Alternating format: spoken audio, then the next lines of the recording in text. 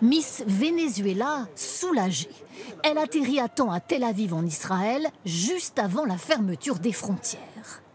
Elle participe au concours de Miss Univers dans 15 jours. Enfin, si cette manifestation a bien lieu, car le monde se barricade à nouveau.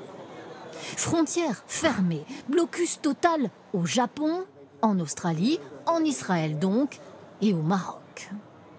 À Tokyo, les habitants approuvent cette interdiction d'entrée pour tout visiteur étranger. C'est sûr qu'il ne faut pas permettre aux gens infectés d'entrer au Japon, parce que la situation s'est stabilisée ici. C'est normal de fermer les frontières. D'autres pays ont choisi une option moins radicale. Ils ne refusent que les voyageurs en provenance des 7 pays d'Afrique australe, dont l'Afrique du Sud. C'est ce que préconise l'Europe des 27. Quant à la Grande-Bretagne, les États-Unis et quelques autres nations, elles l'ont déjà fait. Joe Biden s'explique ce soir sur cette demi-mesure. Il n'envisage à ce stade aucune autre restriction supplémentaire. Ce variant est une raison de s'inquiéter, mais pas une raison de paniquer.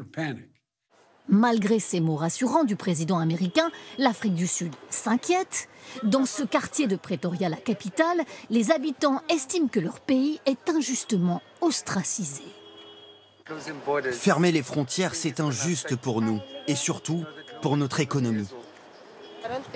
Je pense que ce n'est pas juste. Les gens vont perdre leur travail, ils ne vont plus être payés.